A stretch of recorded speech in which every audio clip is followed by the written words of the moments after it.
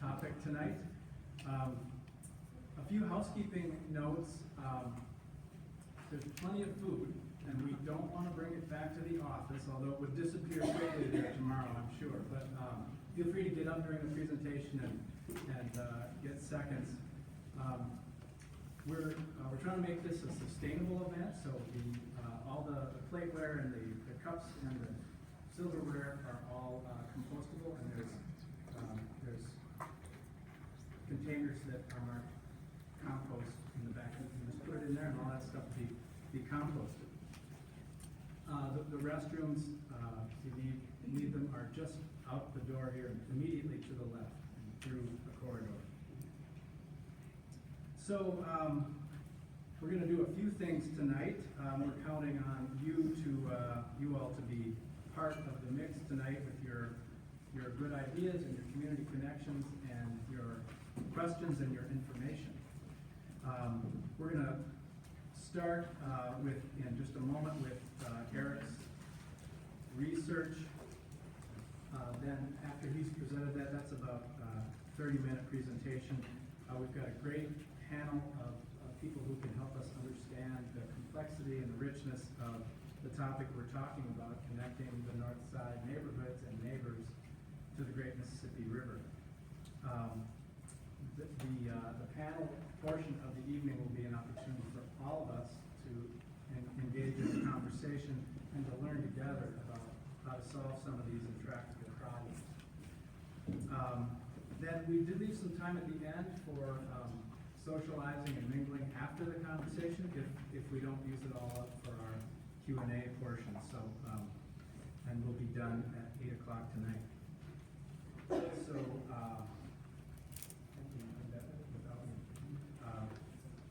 So, just a few words about the river in the Twin Cities and Friends of the Mississippi River.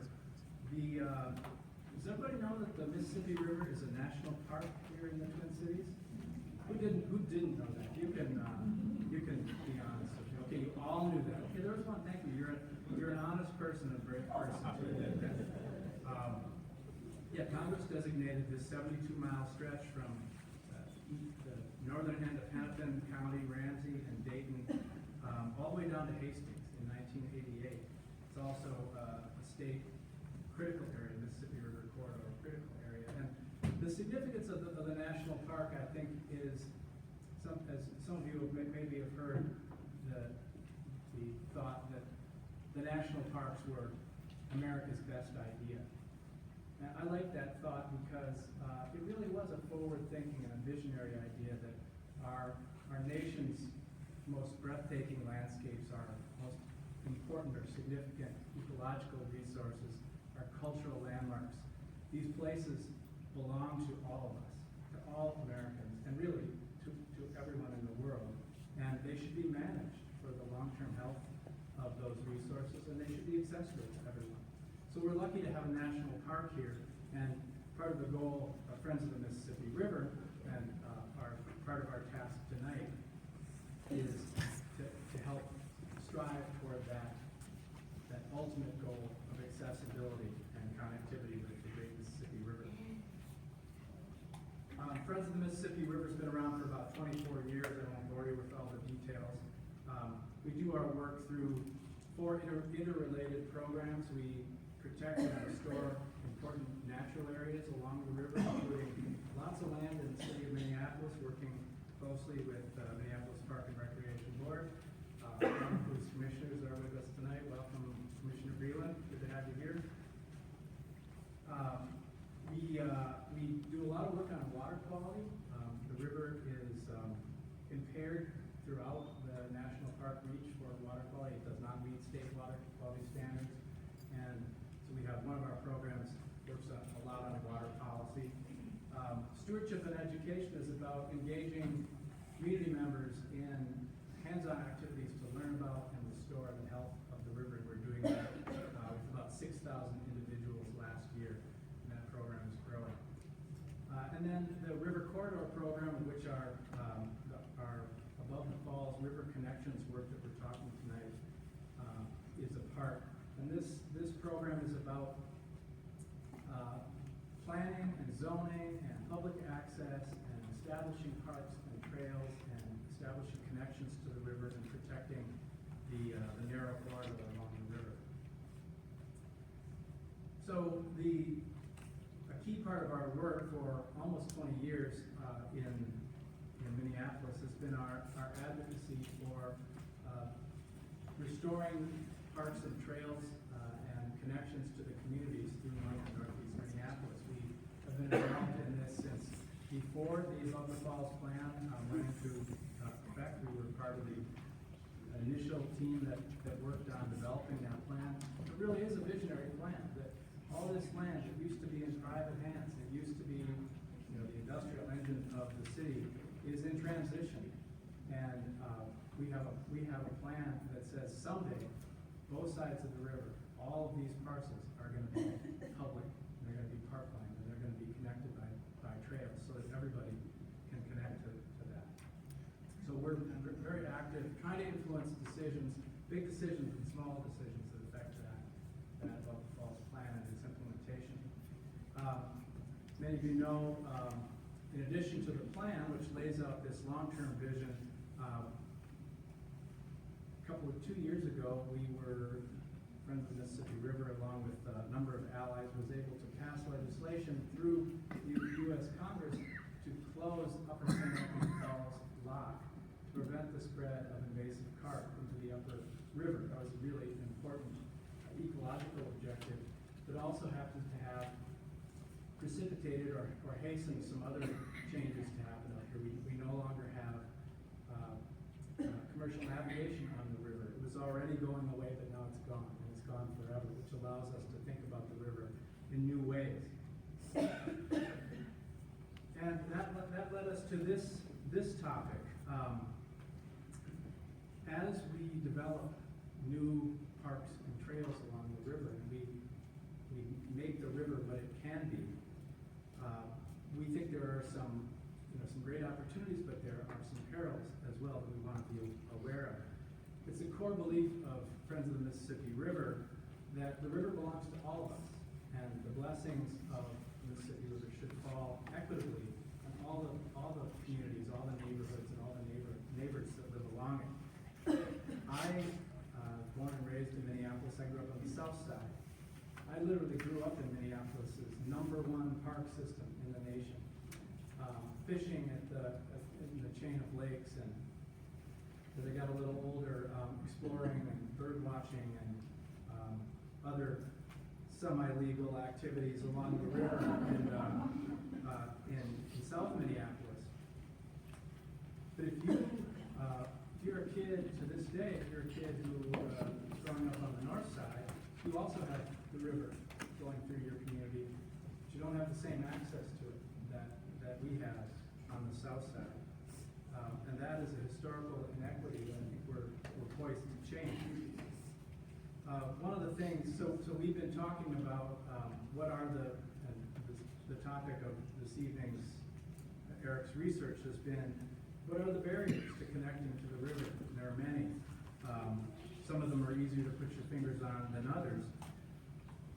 We have met with the community. We've presented this research in numerous places, and you'll hear about that.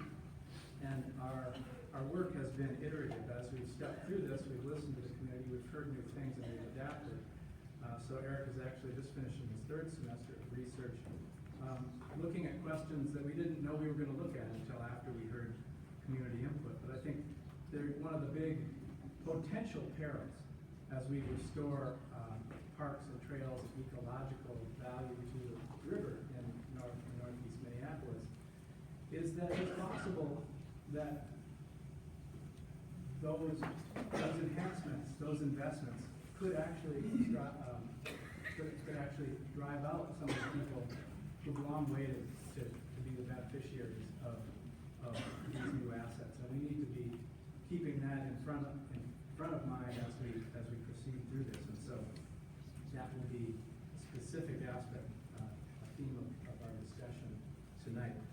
So I think that'll do for an introduction. Without further ado, let me introduce my colleague Eric King, who is a graduate research assistant with CURA, the Center for Urban and Regional Affairs at the University of Minnesota. As I said, he has spent the last 3 semesters researching this topic, and I'm very proud of it. His work. It's been a pleasure to work with him, and we welcome him now. Eric.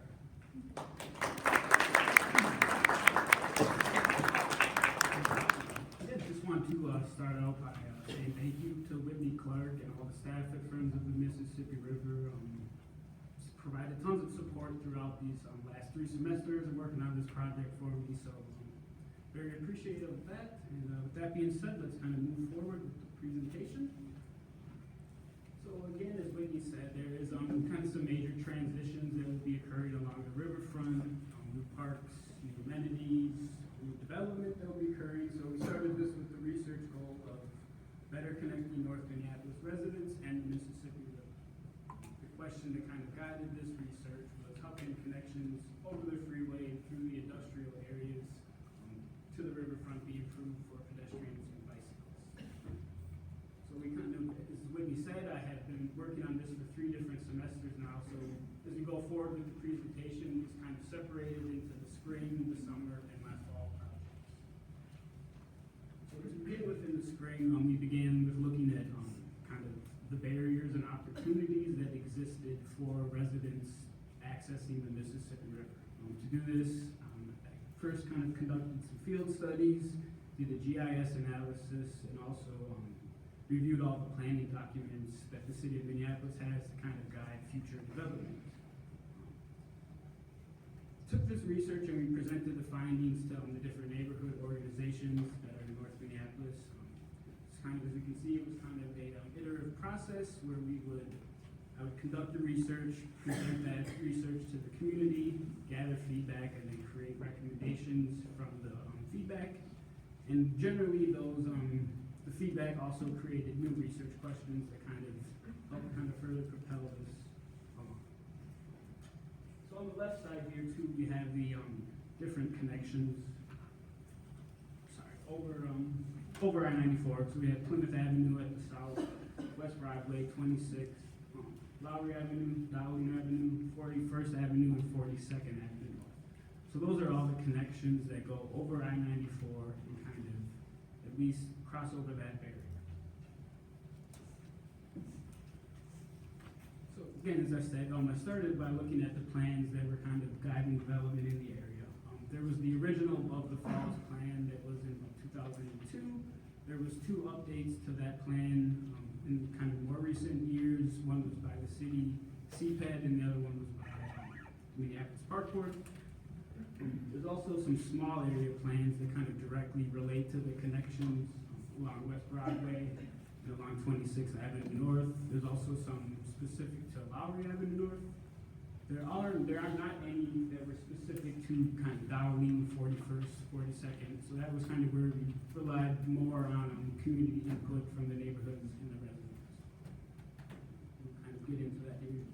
So for the initial kind of presentations to the neighborhood organization, we went out and presented to Hofware neighborhood, Above the Falls Citizen Advisory Committee,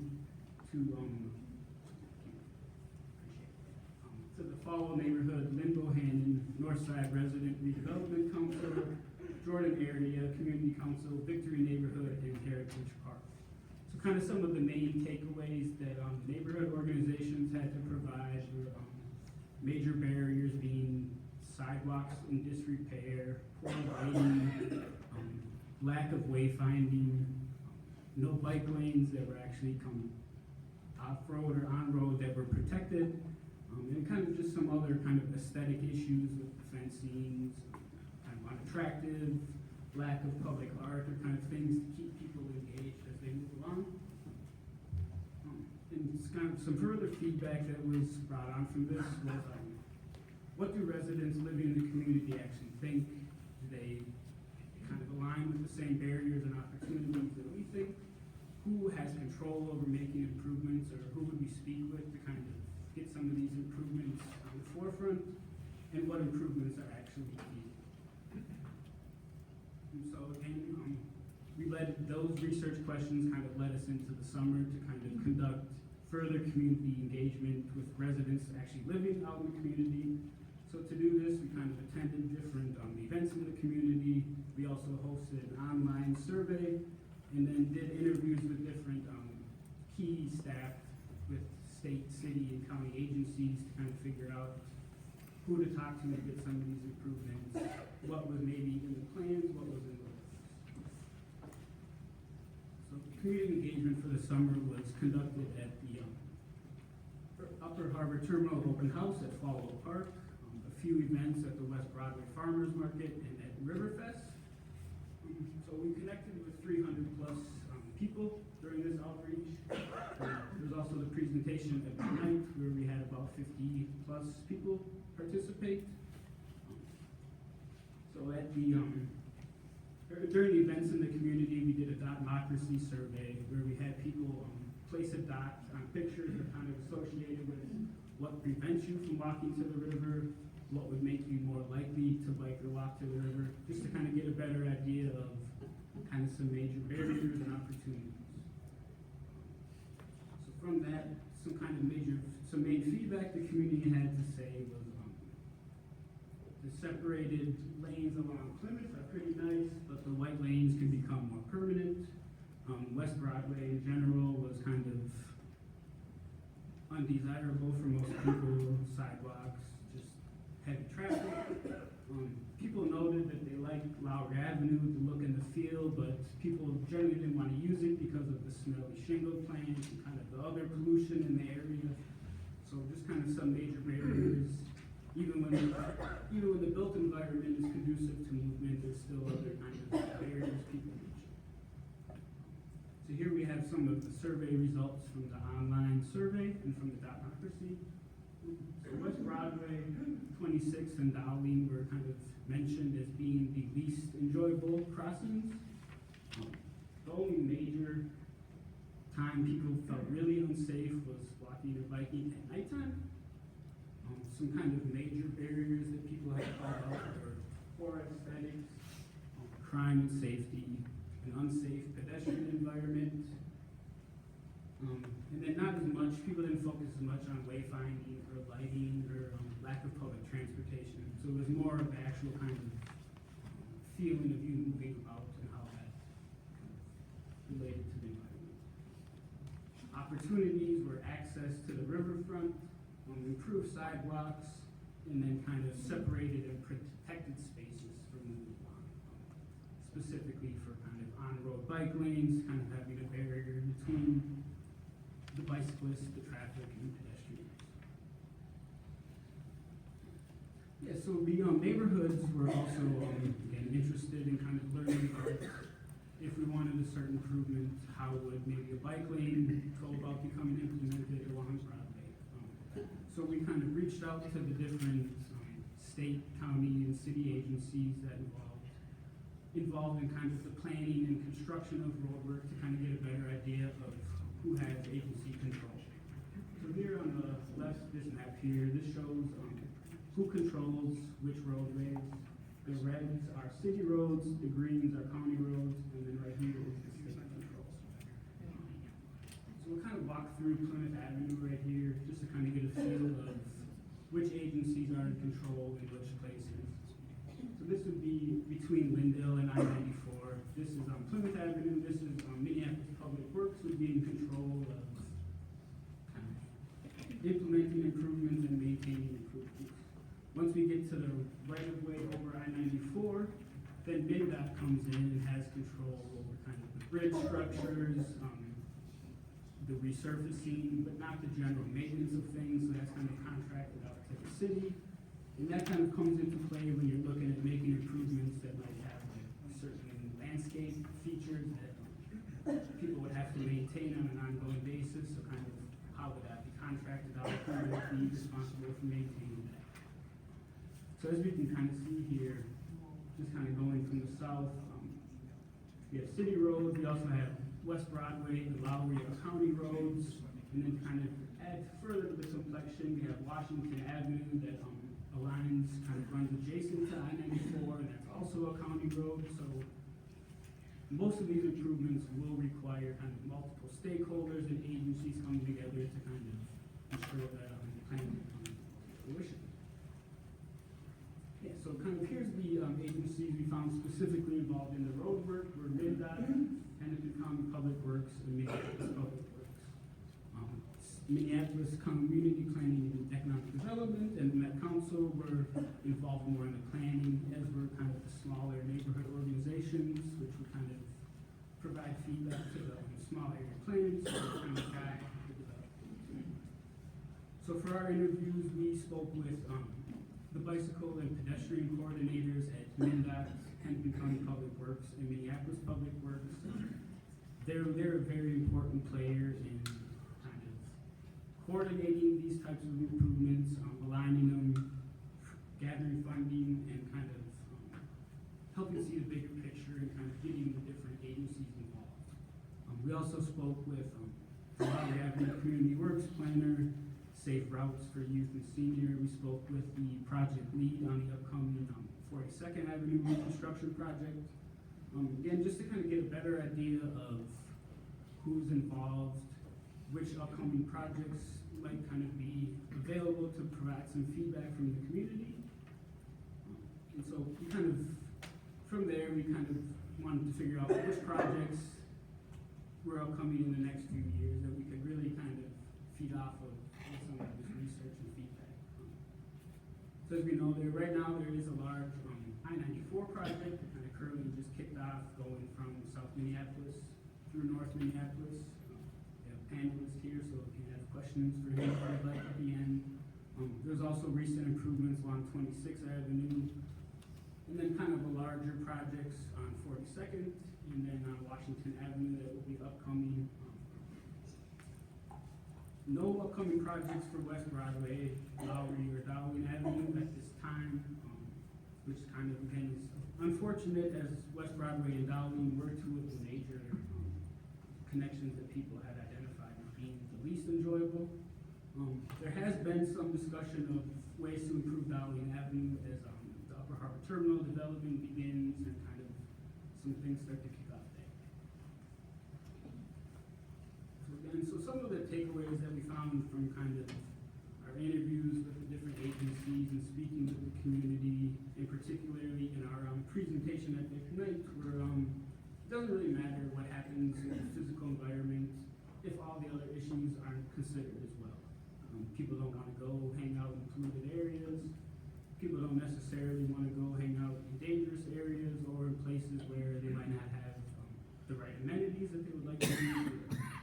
There was also kind of general concerns regarding the pollution, and then also displacement of people living in the community, that they might not be able to benefit from some of these improvements that are made due to being priced out, or just general new populations moving in to kind of enjoy these new amenities. And so this led us, so those kind of questions that we kind of gathered during the summer led us to our final semester. In this, I looked at kind of the bigger picture here. This involved reviewing, it's called the Theories of Constraints literature, also looking at some past studies of park access and usage in the region. I looked at a recent gentrification study being conducted by CURA to get an understanding of how gentrification might be impacting places in North Minneapolis.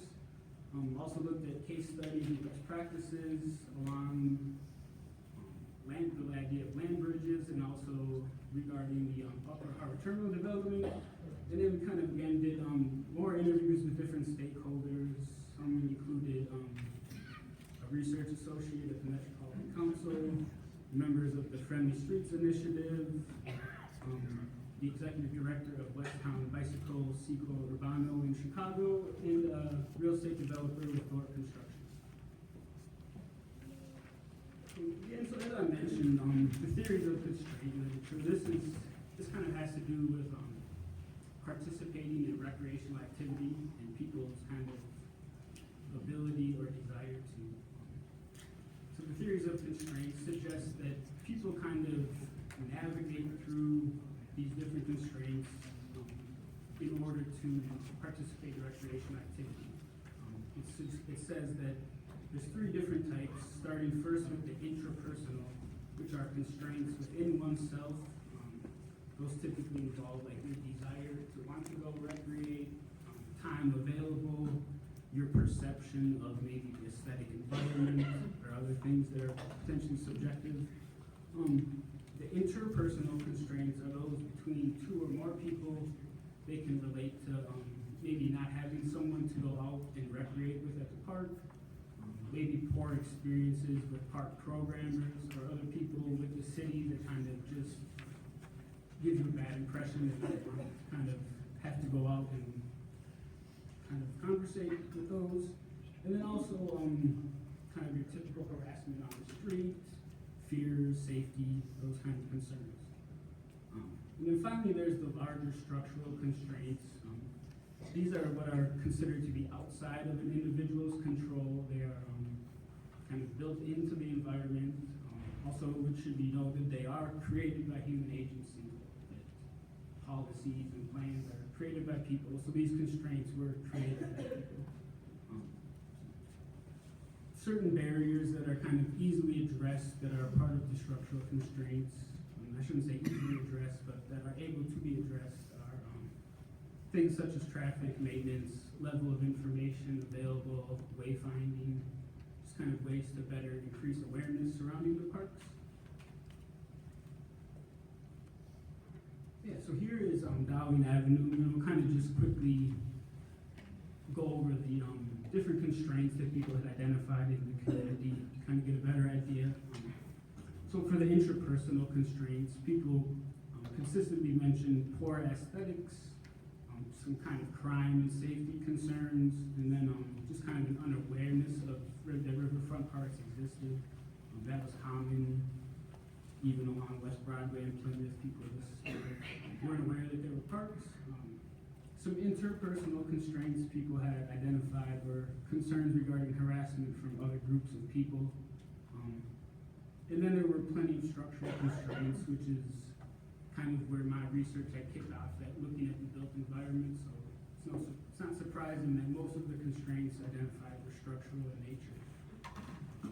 I think just taking a look at this example, if we can kind of see there's this bike lane here, if anyone's familiar, it's kind of wedged right in between two lanes of traffic, crosses over an entrance ramp. This might be suitable for some people that are hardcore bikers, that are used to biking. This probably would not be a constraint to them. For a 12-year-old that lives nearby, whose mom might not want him to ride his bike on the road, this is probably a very large structural constraint. So I think it's important that we understand that people come from different positions and they're in different places. So constraints will be, people will, respond to constraints differently and have to kind of figure out ways to negotiate these types of constraints differently. It's not just kind of one size fits all. It's definitely very specific to people, elderly people, specifically disabled people. There's kind of issues with the crosswalks, the on and off ramps as well.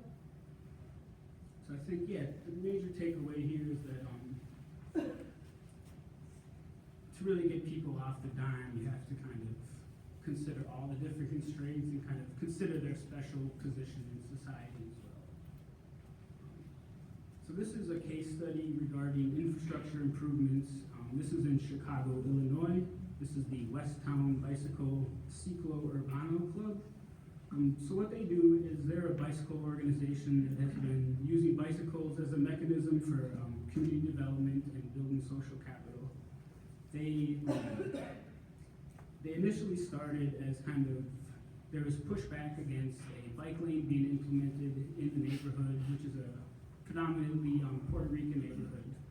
The pushback was mostly the result of the planning process, not the actual physical bike lane itself, but the process that was going in behind who was planning the bike lane, who was it being planned for. So Westtown was able to get youth really engaged in the process, both in the planning and kind of further in the design aspect.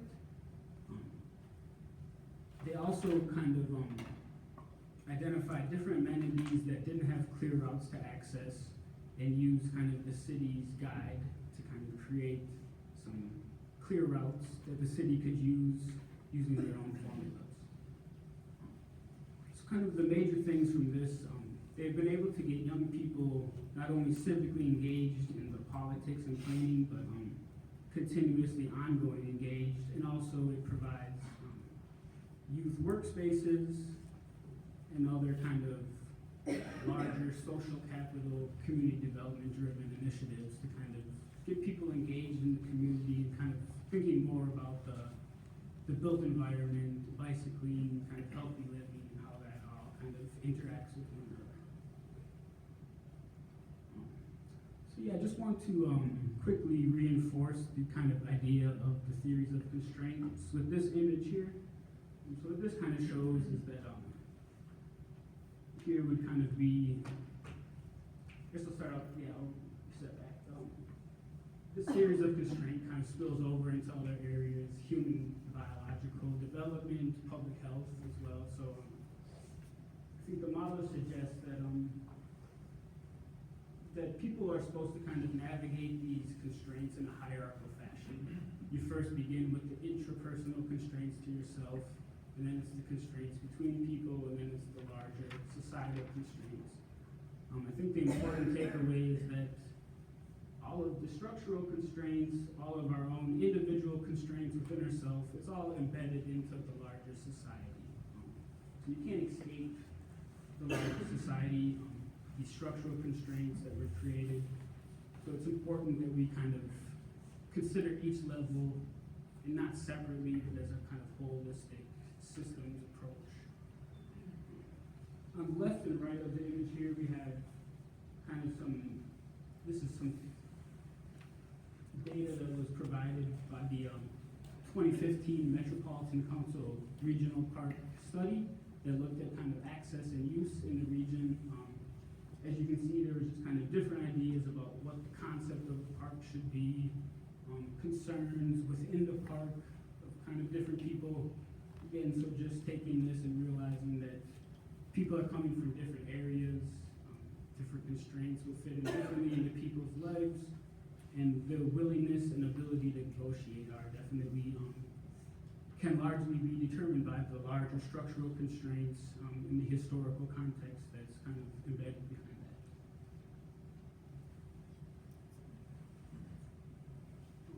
Gentrification was also another concern that came up during the summer presentations and engagement. People kind of had consistently mentioned fears, concerns about displacement. So we'll start off. So gentrification is considered, this is one definition. There's a lot of definitions for gentrification. People have their own definitions.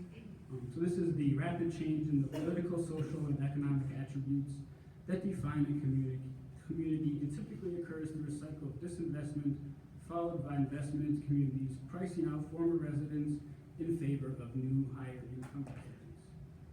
Contributing factors that might be a cause of gentrification would be declining household median incomes, the demographic inversion between the city and suburbs, decreasing rental and home ownership affordability, income gaps, resource allocation, and kind of just different private market mechanisms. So as part of this research, we wanted to kind of look at some current gentrification studies being conducted. Luckily enough, CURA was just in kind of the middle of conducting one at this time.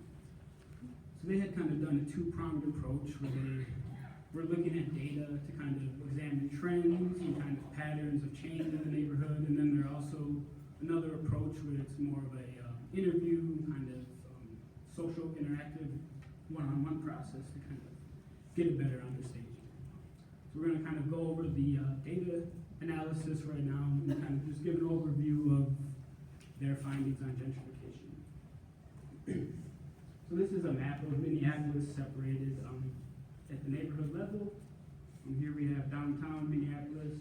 This is North Minneapolis. Above the falls boundary is right here. So these neighborhoods that are in white are those that are non-gentrifiable. And that means that they don't have a vulnerable population that can be gentrified. A vulnerable population includes things, four identifiers would be a high percentage renter, high percentage people of color, low percent with college degree, and low income. So again, these in white don't have the vulnerable population that can be gentrified. The areas in light blue are those that do have the vulnerable population, but the demographic changes have not yet occurred. So these would be the locations that are specifically vulnerable for gentrification, just have yet not to see those changes. And then the areas in dark blue are those that both have the vulnerable population and have seen the demographic changes that would indicate that gentrification has occurred. And those demographic changes, again, include increase in homeowners, increase in higher income residents, increase in college degrees, and then increase in the percentage of Caucasians.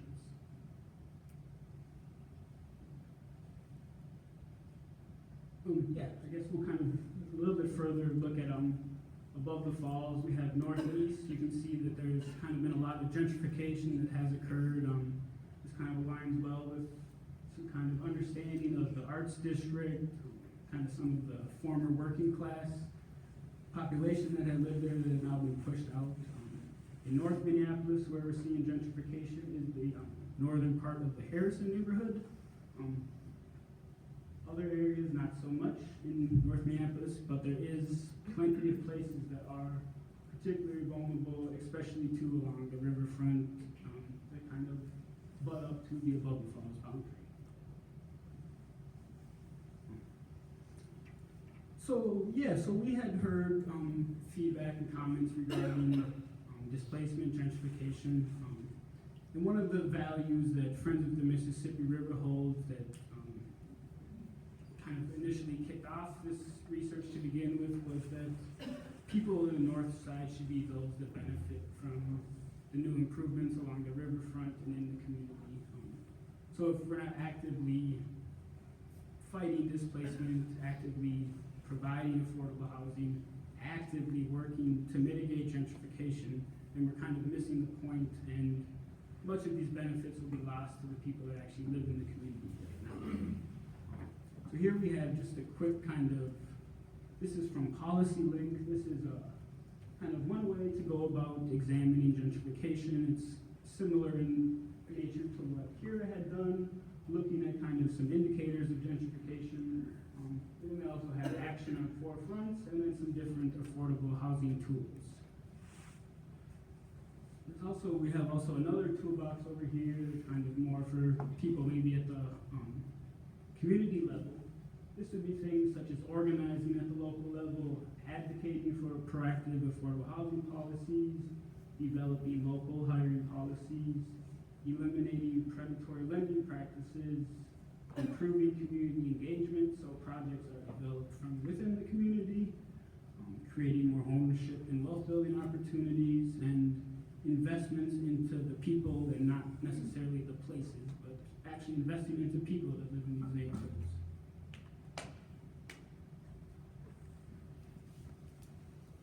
Yeah, and then I guess we're going to end the presentation here looking at kind of a few studies and examples of some land bridges and freeway lids that are kind of happening throughout the nation right now. The River First Vision and both the Above the Falls plans had suggested new crossings over I-94 and over the river, So different kinds of land bridges, crossings include those that may be for wildlife crossing, retail and business spaces, different parks and recreational uses. It's basically infilling an area that had previously not been used and kind of providing more amenities, possibly larger tax capacity to the city, and just kind of new ways to access and move around. So here we have the Vancouver Land Bridge. This is in Vancouver, Washington. This connects over a freeway to the Columbia River on the border with Portland. Up here we have a historical Fort Park. So a kind of green space connects over the freeway. We have a rail line, and then to the riverfront.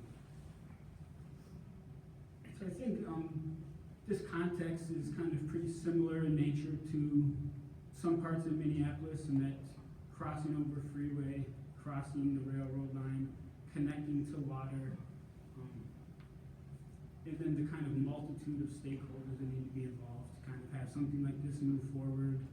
This involved Washington Department of Transportation, the City of Vancouver, numerous different architect and design organizations, and then also the National Park Service as well.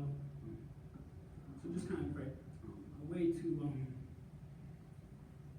provide a safe crossing not only for people but for nature as well. Native plantings are able to kind of grow out from the river, plants, animals, able to use this as a safe crossing to kind of move about as well. This is Sam Smith Park in Seattle, Washington. This is in a predominantly African-American neighborhood, just outside of the downtown. You can kind of see from this image, it's a very large cap of the freeway that is really great for kind of providing access in between the neighborhoods, but also as a gathering space. You can see there's kind of large open areas. Here's a bike lane that kind of runs through alongside the tunnel, alongside the road, and then kind of a large playground. Kind of, yeah, the major benefits of this were specifically new spaces to play, gather, access, safe movement, and overall just kind of in increasing public health outcomes. This is the cap at Union Station in Columbus, Ohio. This is a retail and business space that was kind of used to cap the freeway that had split off the downtown area. So up here you can kind of see the environment of what it would be like to kind of cross over that. There's people out sitting, gathering, eating. It's kind of safe, feels conducive to movement along. You could kind of imagine crossing something like this compared to crossing over some of the bridges we have in North Minneapolis right now, and how that might feel a little bit different. This is the City Arch River Project. This is St. Louis, Missouri. This is a before and after shot. This was before 2015. This is kind of looking at the river. You can see a large highway that's, again, kind of major barrier. What they had done is built this great space that connects kind of pieces of art to the arch, to the riverfront, safe movement, gathering space. This image you can kind of see again that there's the gash of the freeway completely disconnecting the downtown from the arch, from the river. So yeah, I think communities around the country are definitely tinkering with the ideas of different ways of kind of capping freeways to kind of provide some more safe access. Here we have a local example. This is Longfellow Gardens in South Minneapolis. This caps Highway 55 on Hiawatha Avenue South. It's a large space that kind of connects to Minnehaha Park and then further to the Mississippi River over Hiawatha. People may not even recognize that you're on top of a freeway when you're on top of a highway when you're walking around over here. You can see people use it for different purposes, weddings, gathering. Again, very environmentally friendly, very conducive to boosting public health outcomes as well. So here we have a kind of final case study. This is the Friendly Streets Initiative. They're an organization that's working out of St. Paul right now on what they call the Better Bridges Project. So this is a bridge crossing right kind of to the west of Dale, in between Dale and Lexington. As you can see, it's kind of nice, safe, feels like a nice crossing. FSI, Friendly Streets Initiative, they use different kind of creative demonstration projects to get people engaged during the planning process. They might set up a parklet or just kind of go out and kind of put some posts in to kind of get an idea of what a bike lane might look like in the community, and then people consistently are out there engaging with the project, moving the demonstration around, actually interacting with the demonstration to kind of really understand how they would want the project to look and where it might want to be in the community. FSI, they're also working right now on the idea of a land bridge over in the Rondo neighborhood as well, for kind of some of the many of the same reasons that the idea of a land bridge in North Minneapolis had been pushed as well. Yeah, so I guess to kind of summarize the findings, I-94 and the industrial areas are both a major physical and visual barrier that impacts people's access to the riverfront. Addressing all three types of constraints will be needed to ensure participation by those facing the most barriers or unable to kind of get off that initial wall.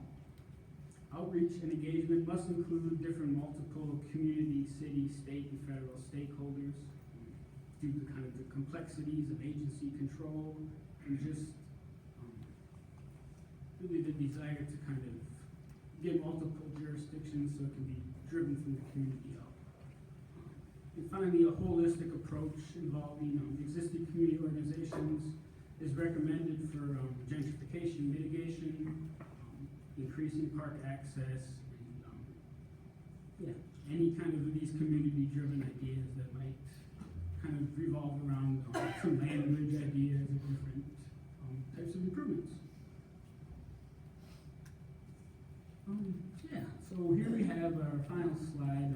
This kind of shows a list of organizations that currently are working out of North Minneapolis in ways that we can maybe get together, partner up, and kind of help out work to address some of these constraints and other types of issues in the community. This was provided as a handout in the back when you walk in the door, so you can grab one on your way out if you would like. Yeah, I think with that being said, we will wrap up and bring the panelists up to begin.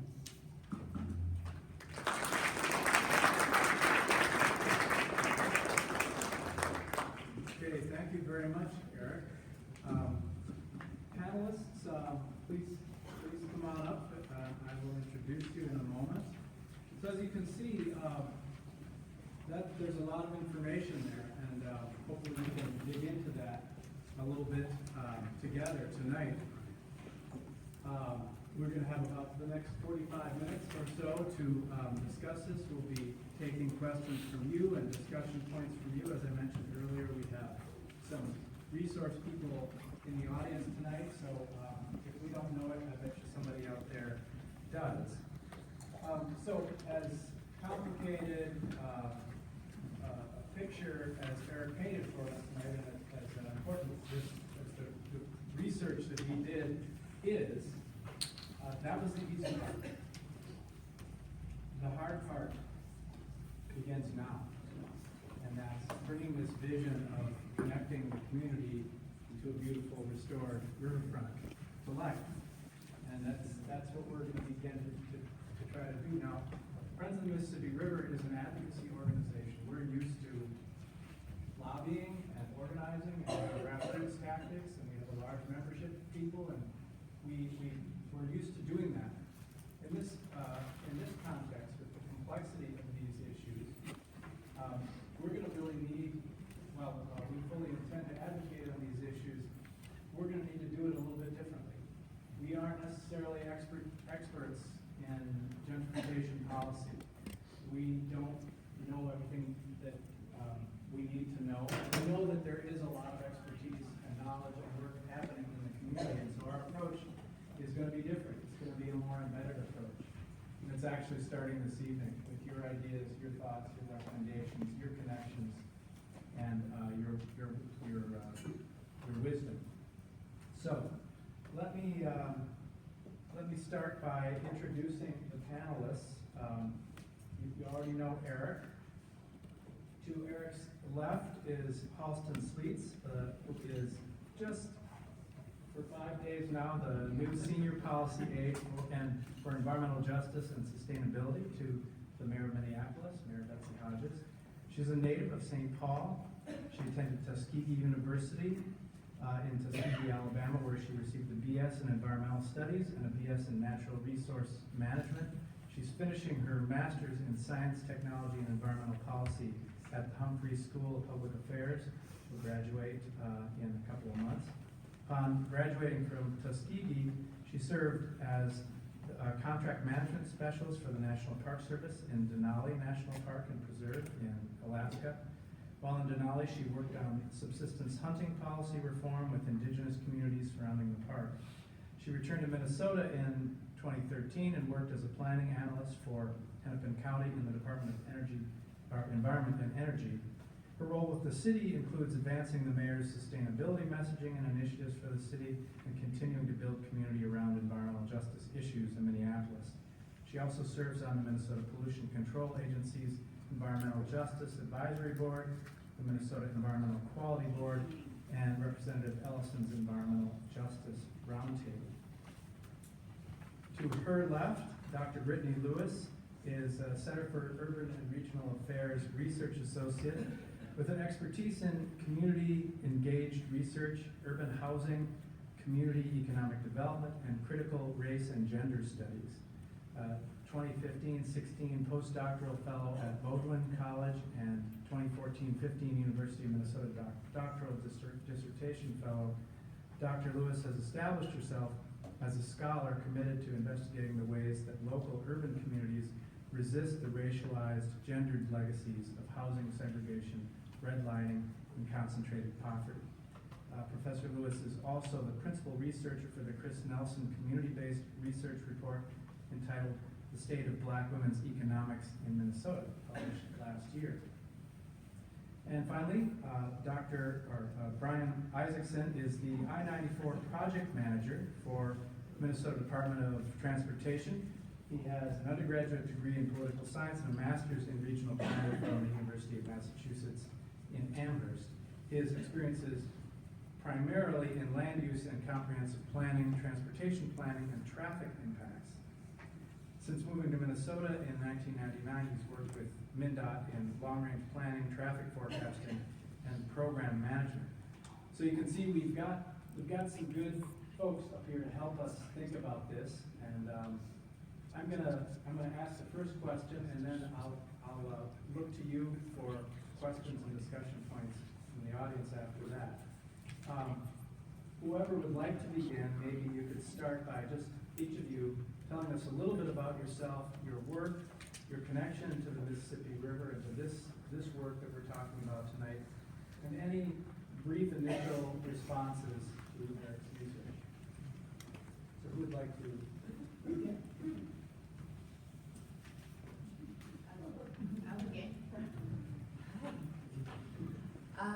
So I'm a research associate at CURA, and I'm leading on the second component of our gentrification research project. So the portion that Eric showed you was a quantitative portion. So we're doing a mixed methodological study. Our quant folks compared a number of indexes, and they created that map for kind of visual consumption. I stepped in as an urban ethnographer then to decide which cluster neighborhoods across the city that we focus on, and to do one-on-one interviews with residents with their experiences with neighborhood change. How are you experiencing gentrification? In many ways, we all have different perceptions of what gentrification is, and CURA really wants to challenge the way we're talking about gentrification and use community input to influence policy. So that's the effort I'm currently leading. And my other research, it ranges in a lot of areas. My dissertation entitled Manufacturing Urban America, I'm now turning into a book. And while I was listening to Eric, a number of things popped in my mind, and I'm excited to talk about any of these topics depending on the things that interest you all.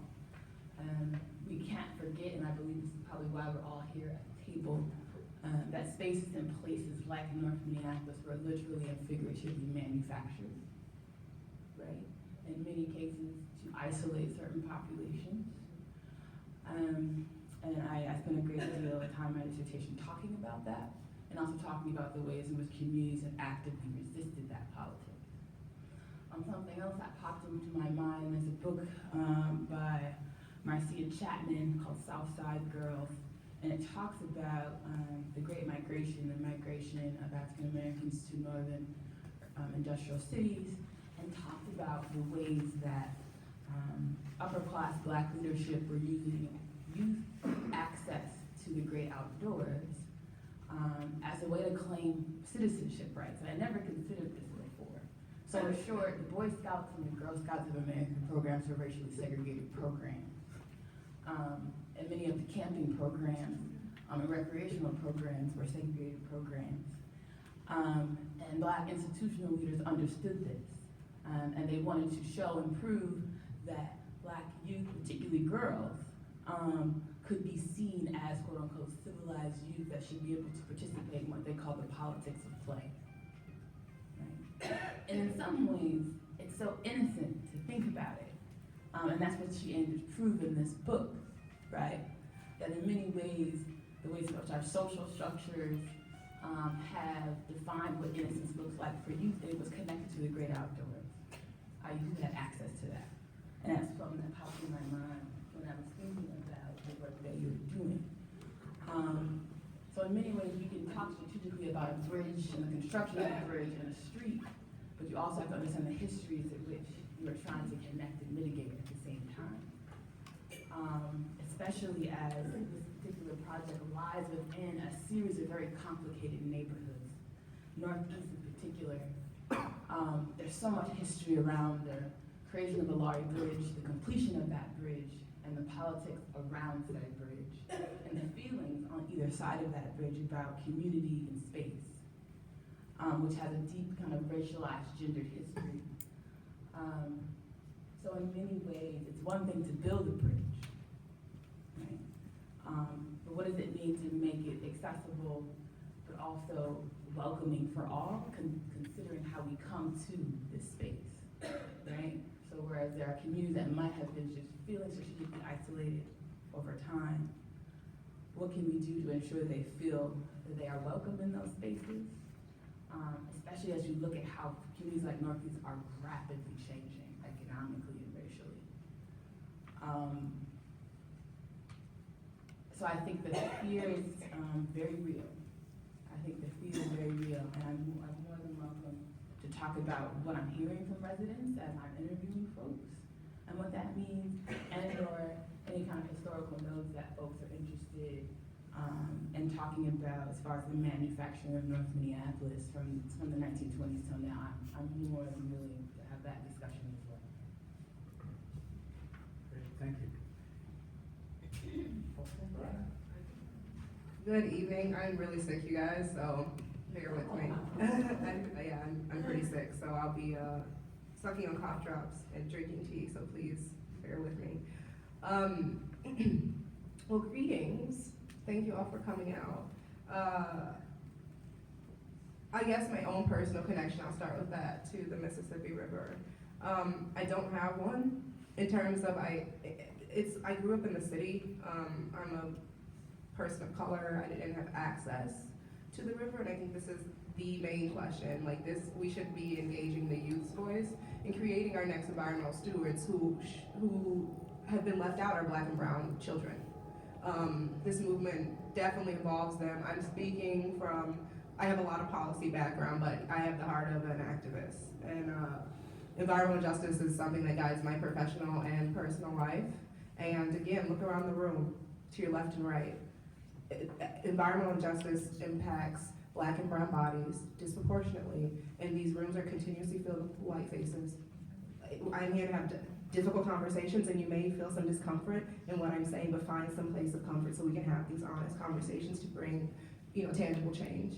And again, I think it's extremely important, the profound spiritual influence that water has to people in specific cultures and communities, and we have lost that. I'm speaking as a Black woman, we have lost that from my community. And there's many things that cause that, and we can get into that later.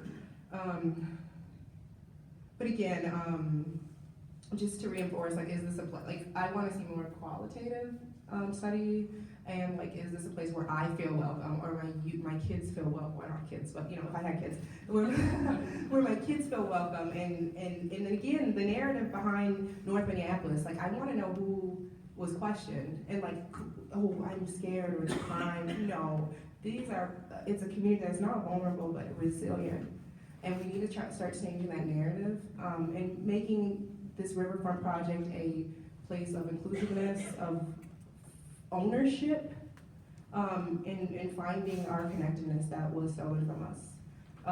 And then just to speak on behalf of the mayor, this is a priority for her office. So the Upper Harbor Terminal site is seen as a great opportunity to connect residents of North Minneapolis with the riverfront, and it's a great opportunity to address disparities that are happening within Minneapolis, which everyone is talking about nationwide.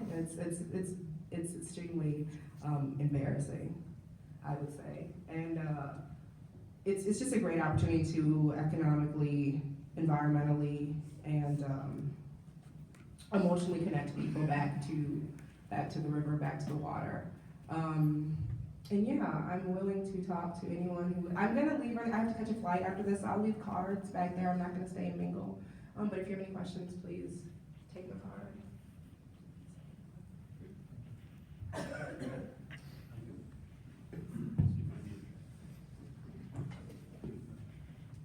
I'm Brian Edmondson, I'm with MnDOT, and I'm in I'll say a unique position within the department of trying to rethink how we do things. And certainly we have I'll say, not such a positive image. There's a lot of history there, and certainly in the last year or two, some folks may have seen some of the things that we've been trying to do to try to come to grips with that. Most of it has been focused in the Rondo community. We've been doing a lot of work there recently, and we've been trying to address some of those things. And so we come to the table from a couple of different perspectives. One is that there's a lot of stuff that needs work. Highway, retaining wall, bridge, et cetera, all those things that people move around and take for granted. But in doing that work and coming to grips with that history, which is pretty dark, we came to the conclusion that we needed to do a better job, and that meant being with people, going to people, talking to them, and asking them what are some of the things that we care about. Some of you may have been subjected to a phone survey, and if you were, I'll apologize, because as it turns out, a number of people determined it was fairly long and invasive. So if you were one of those folks, I'm that guy, and I apologize. But the point was to try to do a better job of, instead of how we have normally done things, and that very well-meaning people go to their office and gather up people, and they do their work, and they come out to a community and say, we've got some money, we've got an issue, here's what we're gonna do, hope you're okay. And what we're trying to get to is a group of us go out and talk to people and talk to them about what are the things that are impediments for you using that at the start. Nobody's drawing anything, but we're coming to you with some homework about what we think the pieces are that need to get fixed and what are those issues, and we try to put those together and bring those to our designers and say, here's what the people who live there think, as opposed to those folks who work in other places and they're not the only source of information. So I think we come to this from an interesting perspective, and I think that some of the work that Eric has done really dovetails well with one of the questions that we were getting asked is, what is the willingness of the department to entertain covering parts of the interstate here in Minnesota? And there were lots of opinions, as there always are. But in that context, we went to the business community and said, okay, there's lots of opinions about when we should do this, and there's certainly lots of people who are interested in seeing us do this, but is the business community interested in doing something to help support it? Because I'll say, I don't know all of those examples that Eric raised, but I know of other examples. When we talk about the number of agencies that are partners in, say, Broadway or Lyndale or wherever, all of those pieces of interstate that are covered, most of them, with very few exceptions, are a large number of different interests. And they tend to be actually a lot of private interests, along with a lot of public interests. And they tend to be expensive, but there are a lot of people who come to the table, and that whole community comes together and says, we're gonna do this here, and it has to be done, and it's very important. So there's a lot of people who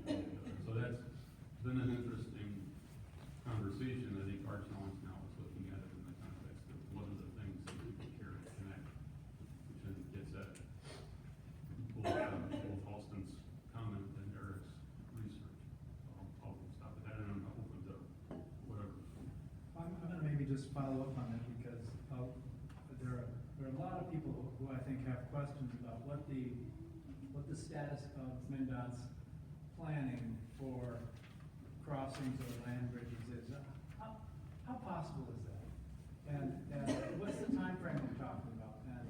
And you know, it's a kind of a new idea here. It's been talked about in Rondo, where you have this historic injustice where the freeway was right through the Rondo neighborhood.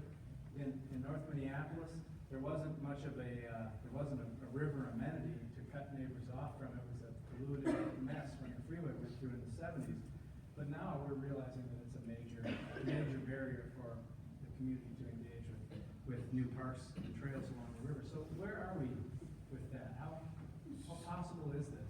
So I'll say, so I grew up in Boston, and one of the last projects I was working on was some stuff that was associated with what's been known as the Big Dig or the Central Artery. And so, in that province, it's possible.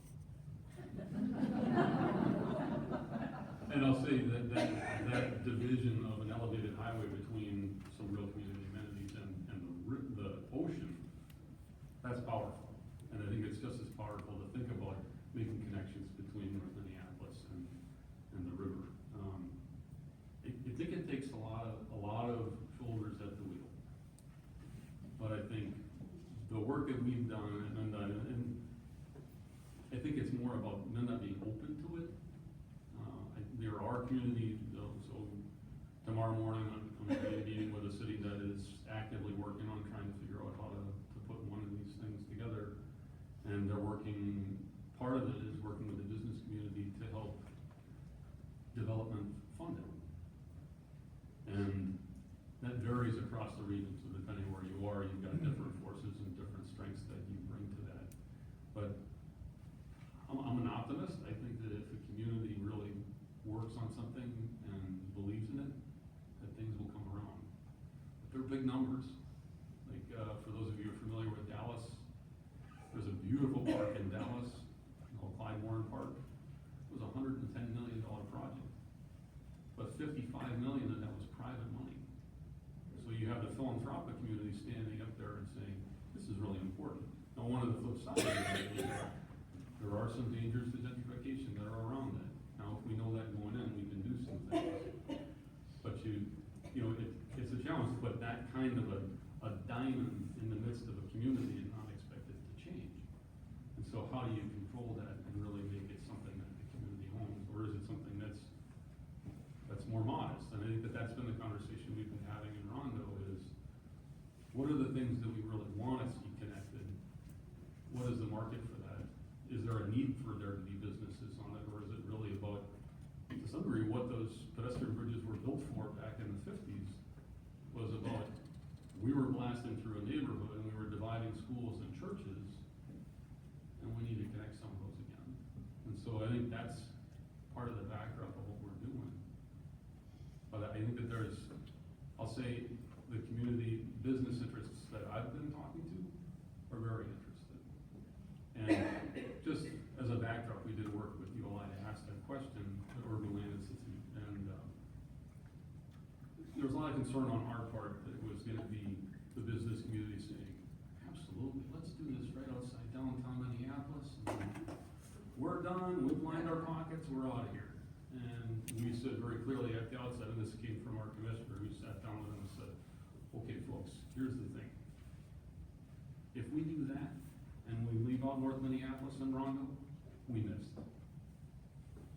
And so you have the business community really embracing that philosophy and saying, absolutely, we can do both, because there's room for all of those things, and there's value in connecting some of those pieces. And the community would really benefit from all three, and they all three look different. Okay. Let's open it up to your questions. So my name is Michael Fuller. I live in the Homewood section of the Willard Hay neighborhood, which is a mixed income neighborhood, and it's separated from the Mississippi River by a mile. So it's practically west of the river. So when I hear people talk about asking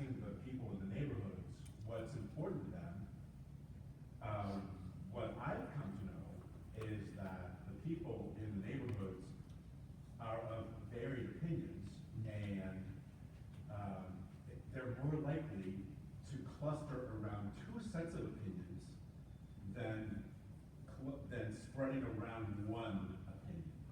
So there are going to be people who see a development coming and say, oh heck, I can get a job there in construction, and I'm going to, and they finish their high school, and they run over there with clean boots on and say, here I am, I'm ready to work. And then there are going to be people who are, I'm never going to run for city council, so you ready? There are people who are going to say, those white developers are in here, they're just doing stuff, and I'm mad at them. And they're gentrifying our neighborhood. So it was especially interesting, Dr.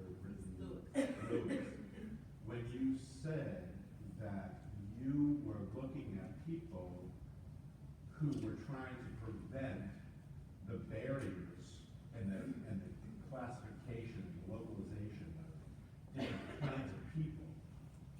I see people segregating themselves far more than I see the city segregating them. So I am trying to figure out how a project can be set up to listen to the people, to engage people, to lift. I mean, there's going to be gentrification, but gentrification doesn't have to be bad news. That gentrification can mean, hey, there's new jobs in this neighborhood, and we're happy for everyone to have them. And to avoid the belief that it's possible to do what everybody thinks we need, there are going to be people who just are going to be mad. And so how do you bring it together? Because you can't say, you know, it's really important that we leave this neighborhood poor. Nobody has that, nobody feels like saying that, except for some people who don't want it to gentrify. So how do you pull it together? So I'm not sure what comment you're referring to specifically. But in relation to the question of whether or not gentrification is good or bad, I don't think there's one person in the city of Minneapolis that doesn't want to benefit from economic growth, poor or rich.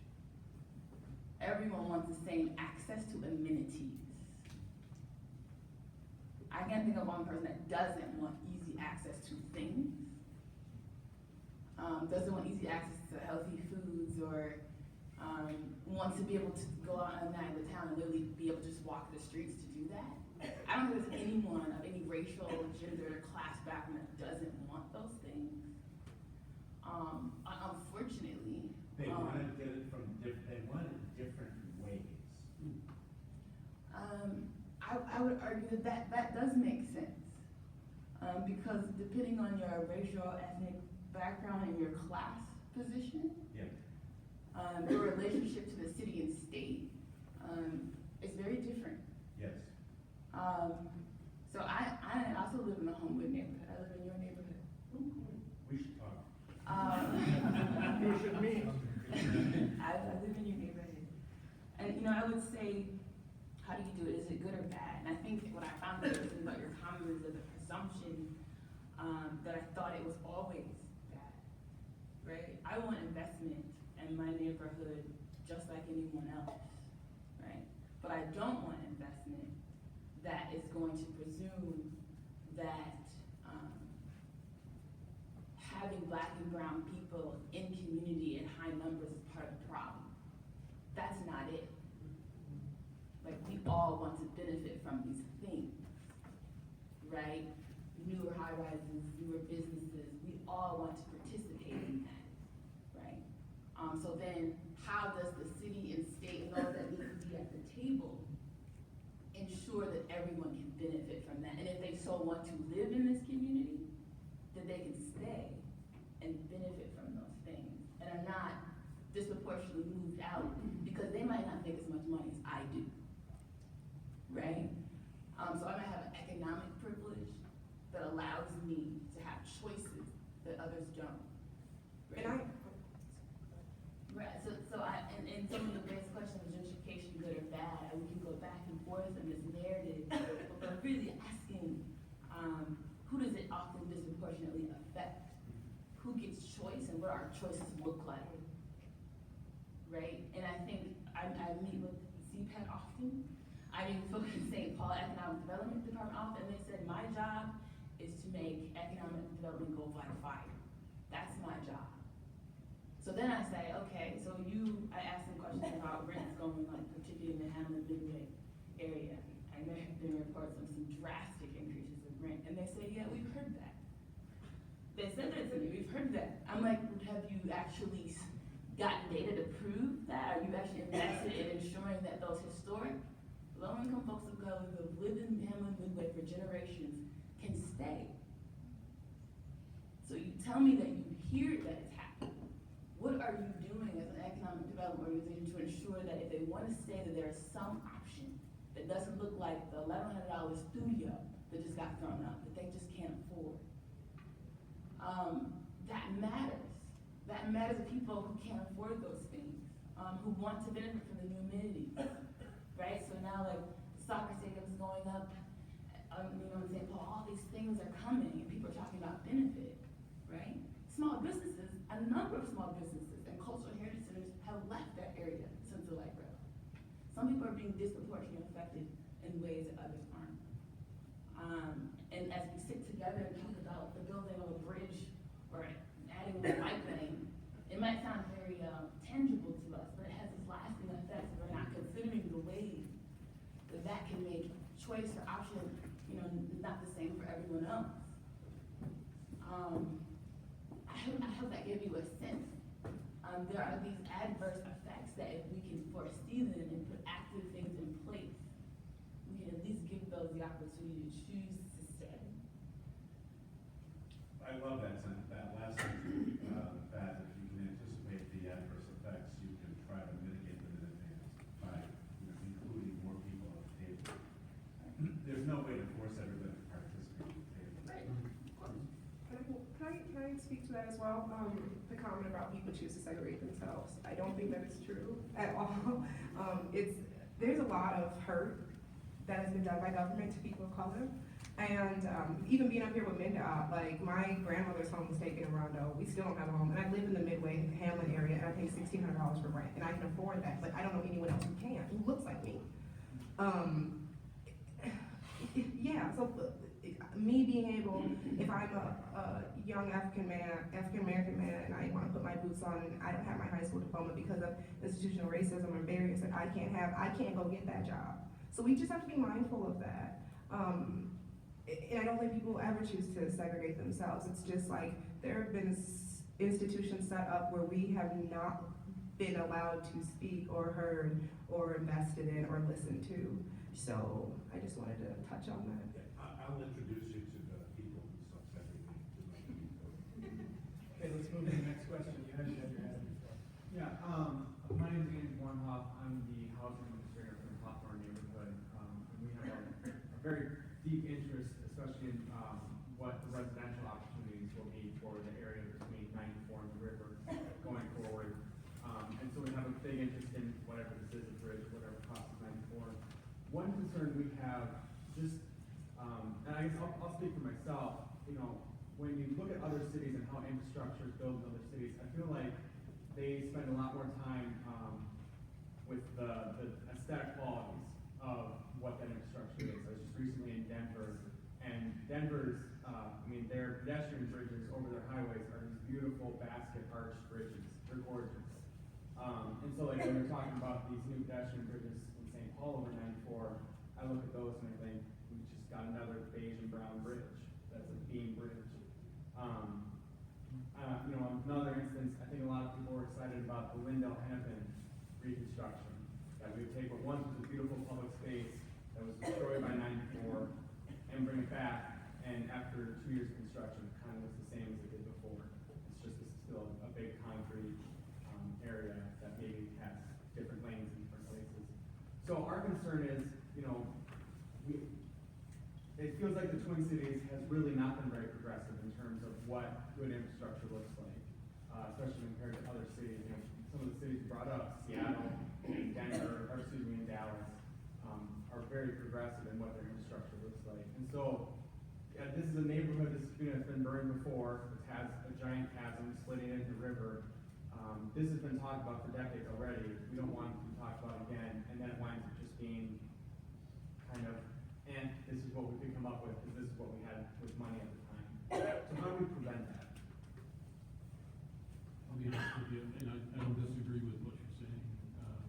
I think, I'm not sure how we prevent that. I guess the more folks that are involved and express that desire, the better. I think that the department is, I'm gonna lump all of us, I'll say all of us, Public Works, could stand to do better. I think that the challenge, there's a lot of complexities about it. So you take, the Grotto and the Covered Bridges is, I think, what the photos of. It was before we started doing this, and design takes some time, and so that was kind of already sailing. I think your comment is more broad reaching than that, and that over time, we just haven't made things that were unique. And when we have, they've been very, like, there's only been two. I think the challenge for us as a region has been,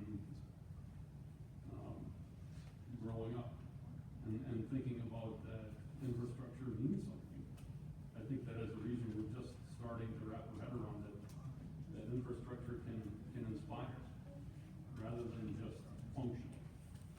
And I'll say that the department has grown a lot just in the past 2 or 3 years that I've been working on this, both from a perspective of hearing people, but also for trying some different things out, and hopefully we'll see that come forward. And ultimately it comes down to, it's a resource issue, and there's a big system to take care of. I think Minnesota has the 5th largest highway system in the country. And so it takes a lot of money to keep that in working order. I have some tangible suggestions, Yeah. to make. In order for a project of this magnitude to get anywhere near the word success,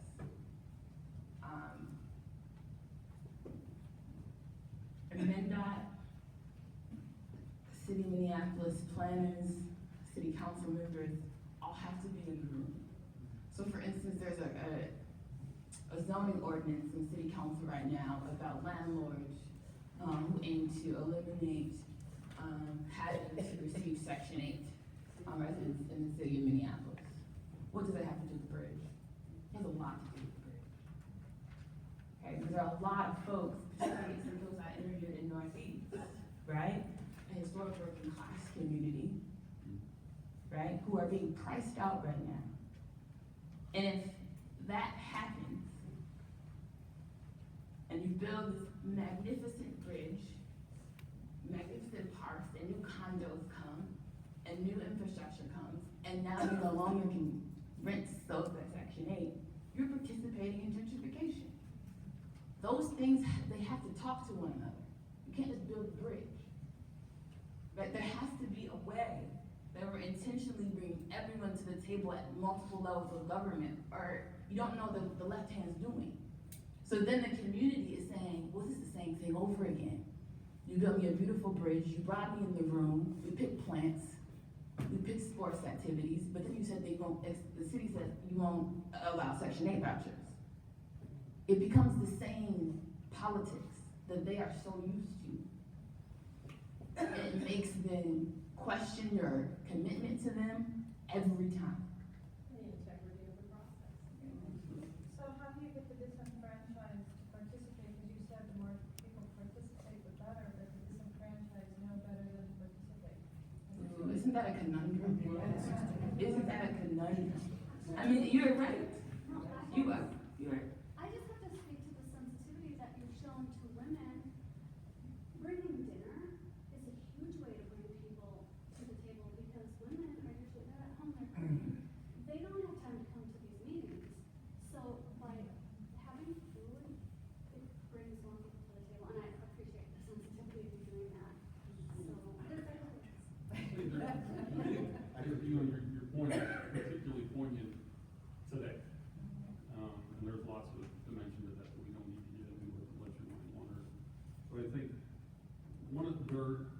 I'll say as an industry, I think we know some of the tools that as you speak to, that help support people come and engage. And I think it's about trying. And I think as an industry, we're getting better. I don't know if we're there yet. But I think we know enough now to go to people.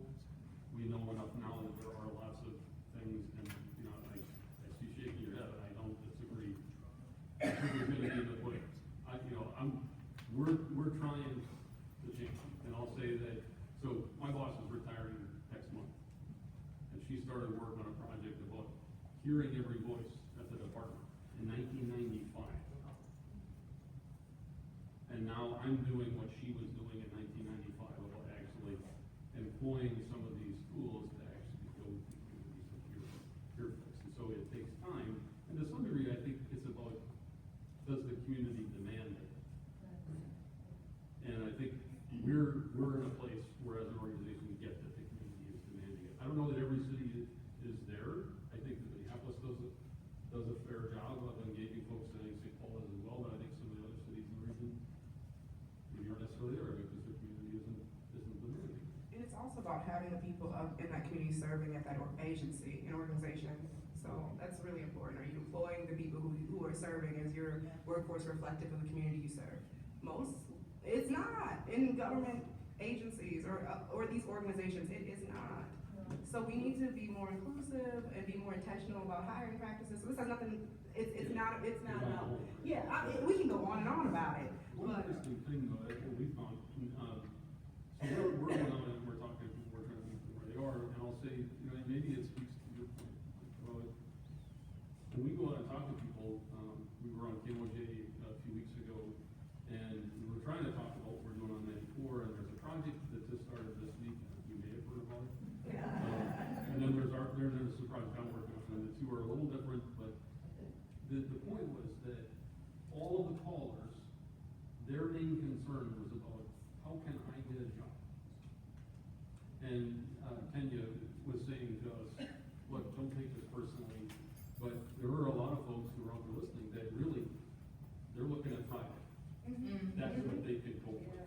And it gets to some of their experience about, if we can get past that and we can do a better job of hiring folks and we can get people to the place where, okay, I'm confident about Friday, now I can think about next month. And then you can start to engage. But there are definitely folks that are, you know, to your point, are gonna have a hard time talking about 10 years from now and a bridge that connects things if you can't get it right. I'm thrilled that Friends of the Mississippi River are trying to move this forward. I love the pictures. I've lived here since 1970, and I can't tell you the number of these meetings I've been to. And people don't have power. And so it's great to talk about problems and what we would love to have in North Minneapolis, and you've been talking about it forever, and we never get it, and I don't know why. I don't know how come a park goes up in downtown Minneapolis next to a stadium in moments. And there are none of those barriers, and nobody's worried about the money, and the business people all think it's a great idea, and it goes up, and they don't have to worry about who shows up at meetings and where the dinner is provided, and it just happens. And I don't know how, to me, they're two different worlds. There's a world where things happen, and then there's a world of people that have no power and equity, and it doesn't happen to them. I've been to meetings for years with everybody from government and business and experts, and they talk about poor North Minneapolis. If only people would come and talk and tell us what they want, and they don't. But you know what is it a secret to anybody in the world that North Minneapolis needs infrastructure, that we need jobs, that we need quality housing, that we need parks, that schools have closed? Is it a secret to anybody? So why do we need to hear from people that that's our problem? What we need to do is hear from people that have power and money and decision making, and come and take care of your jobs. Do your jobs here. Don't expect us to have to show up and say, wouldn't you like to hear from us that we don't have jobs, our streets don't work, we don't have quality housing, we don't have housing period, our schools are closing, our parks don't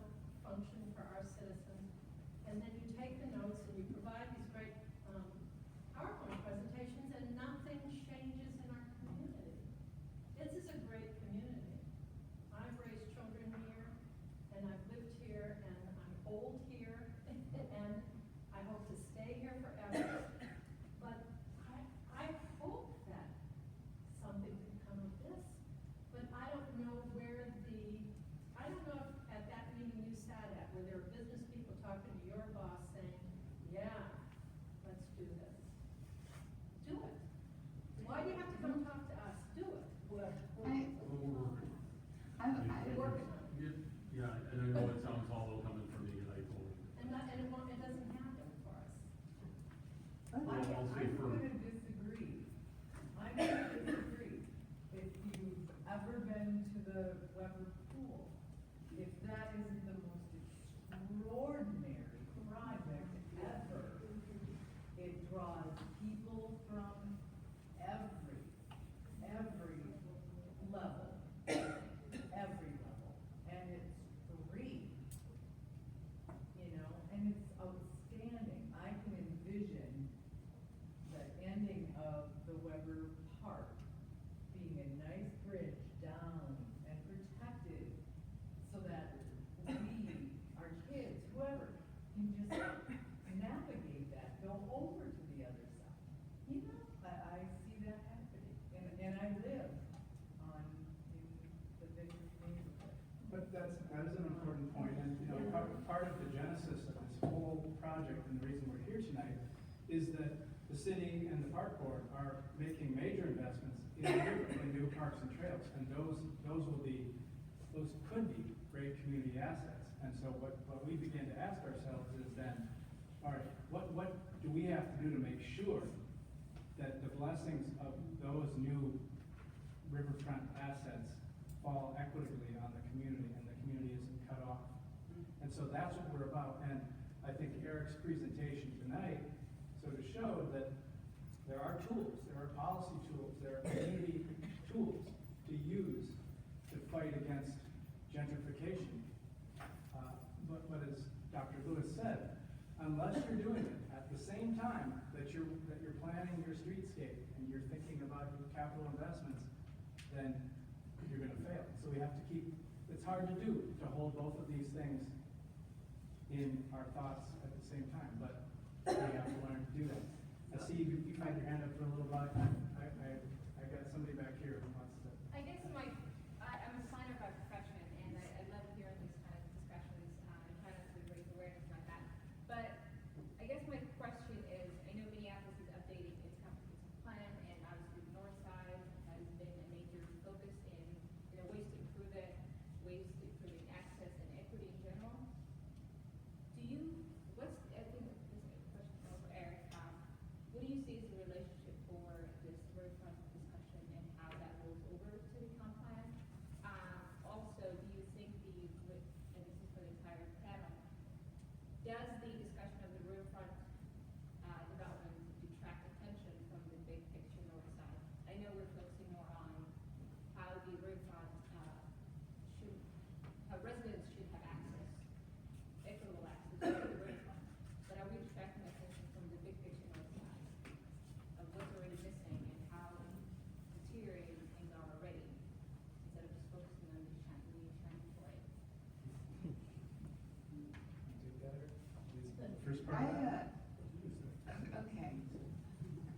Well, to your specific question, everything is going around the north side. So the blue line, it's gonna go around. And they're gonna bring some bridges to connect us somewhere else. Okay? These are very obvious, tangible things that community can read. So now you're asking us how, again, so now what's, I don't know, this rapid bus streetcar thing, that it's gonna connect us. Right. So it's always, how can we connect you, not how is it going to directly go through and benefit you. And I don't know what business leaders you're talking to. I would love to meet them.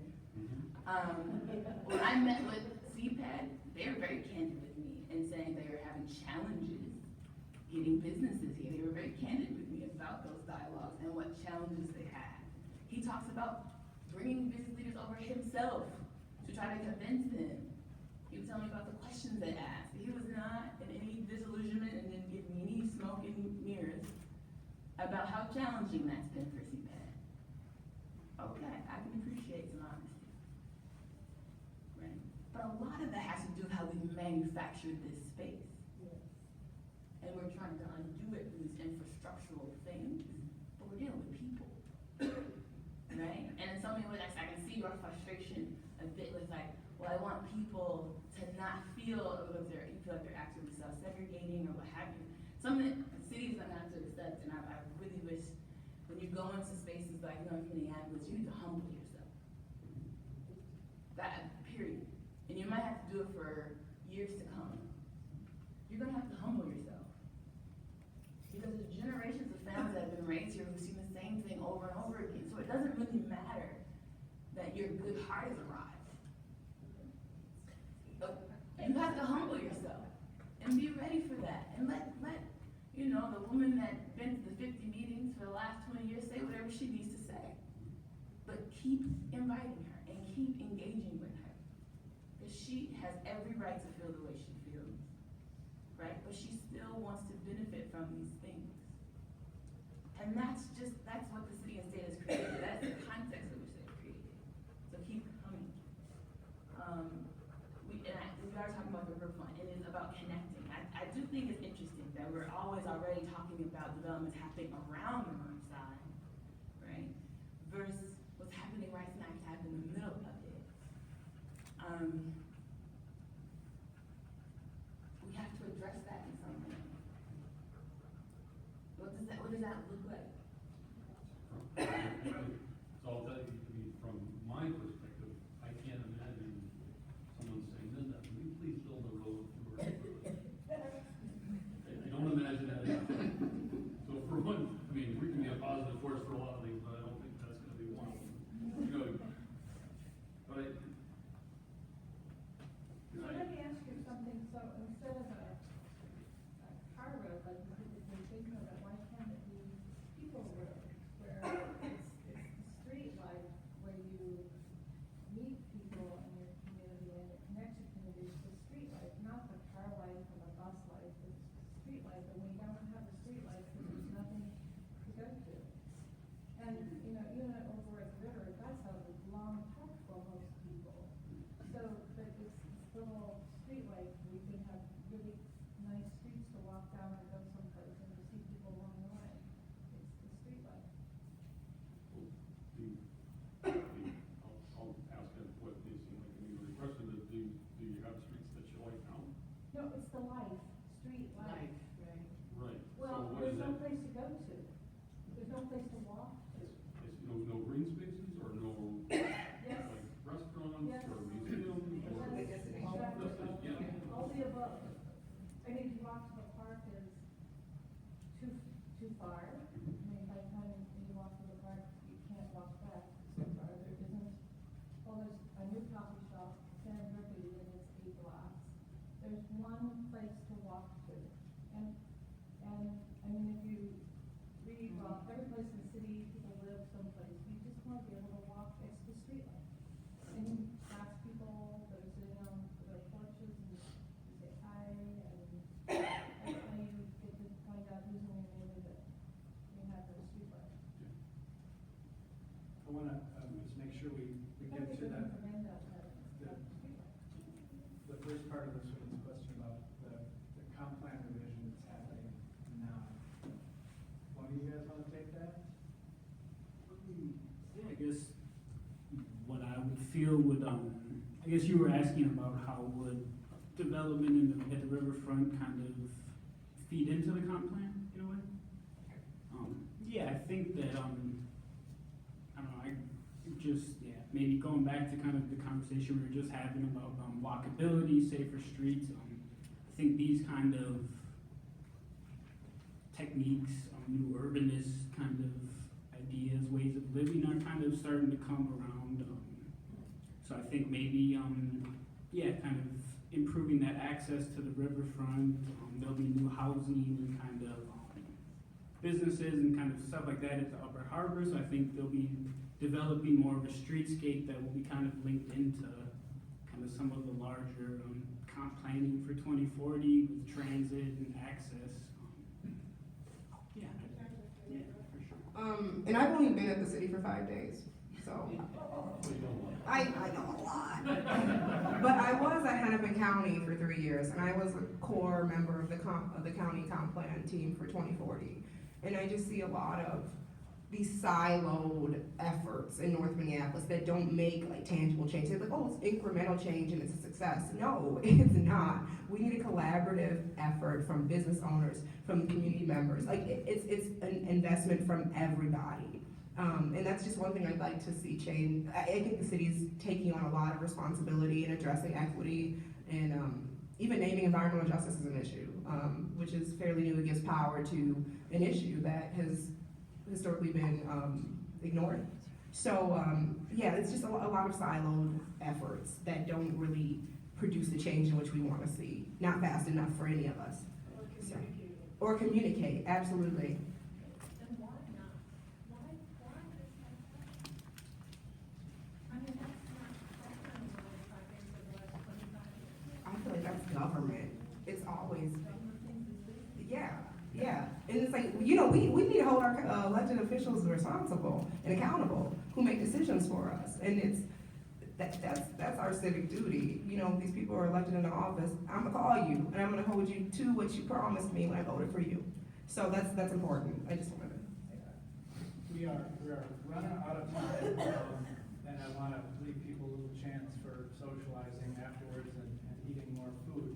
This gentleman has been waiting a long time for a question, so I'll make sure he gets I'm that. Zach Morgan, resident in the Victory neighborhood for about a year and a half now, lived all over Minneapolis, northeast, Christian area, East River Parkway, since 2002.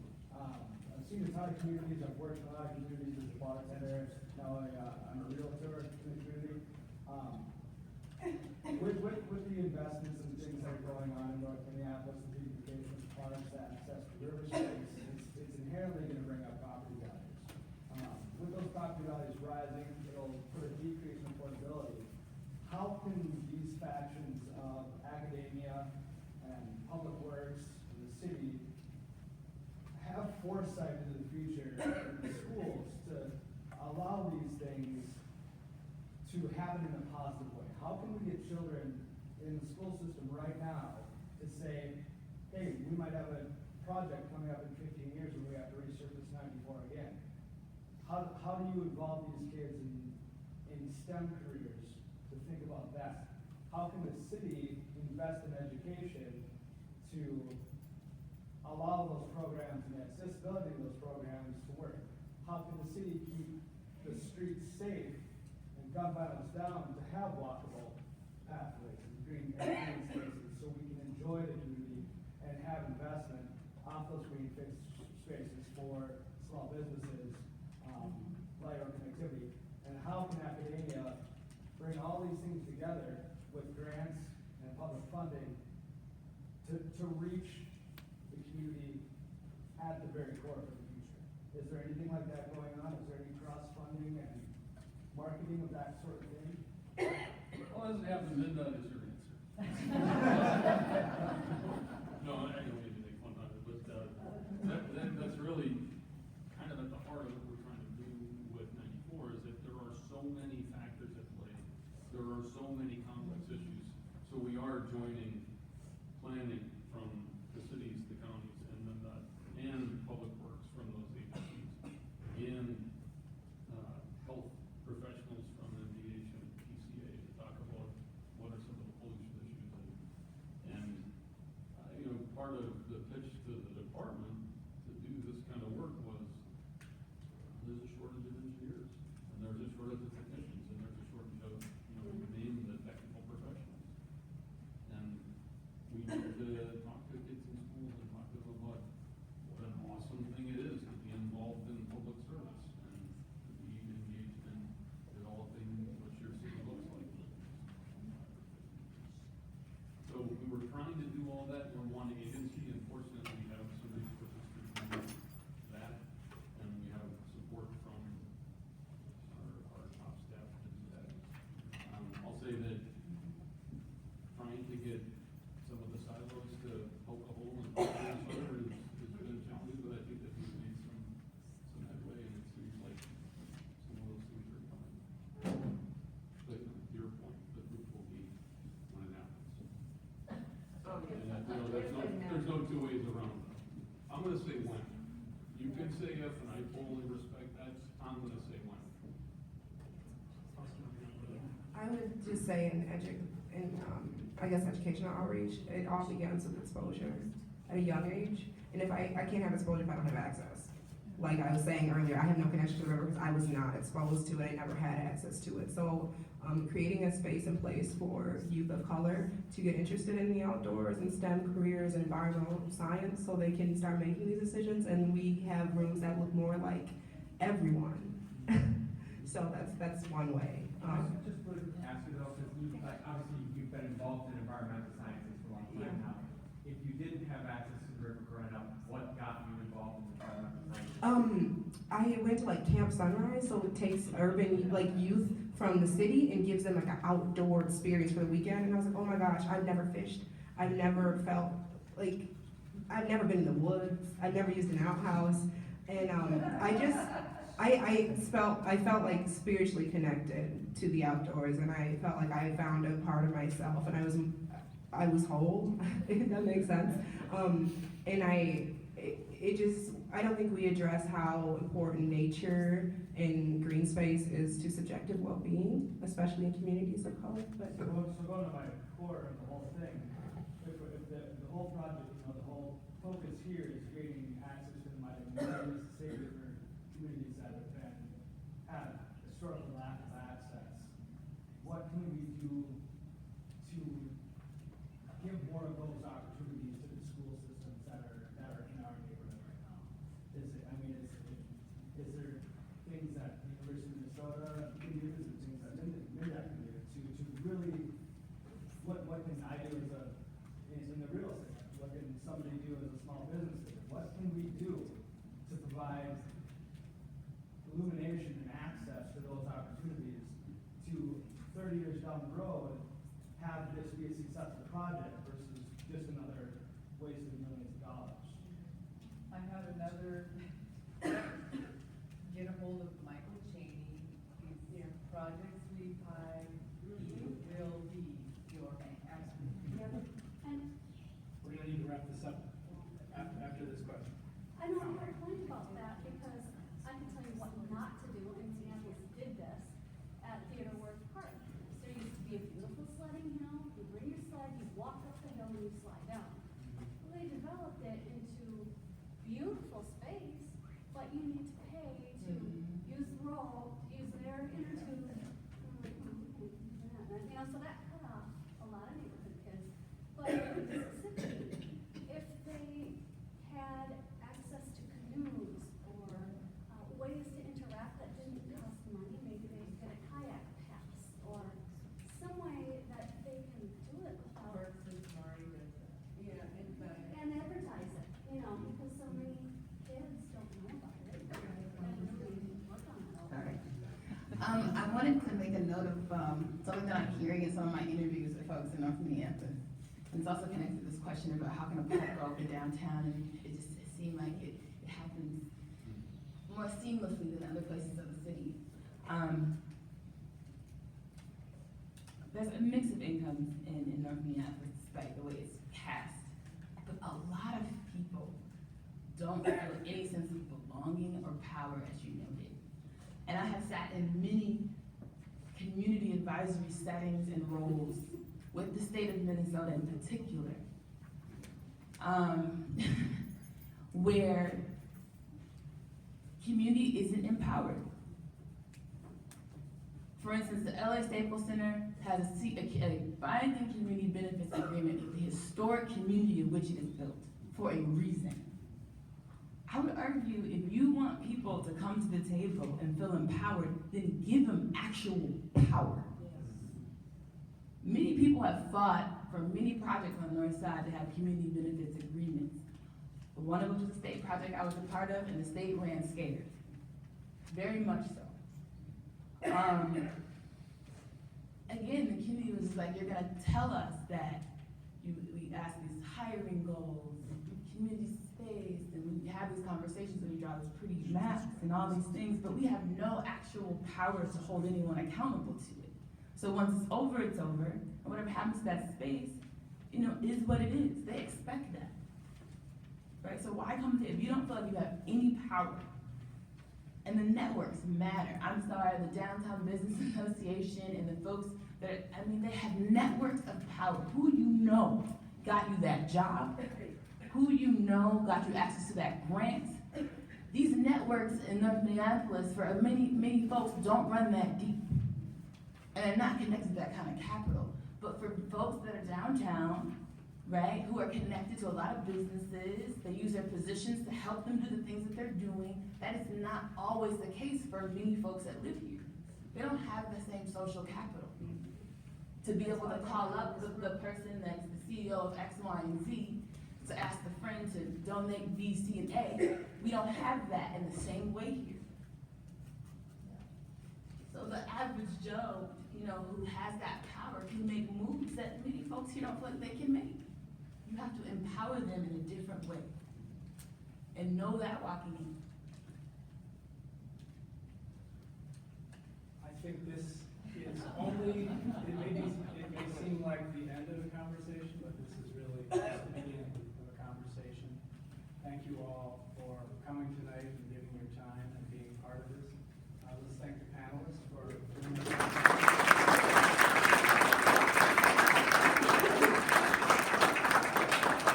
I don't know how much time we have left in the room, but please feel free to continue the discussion.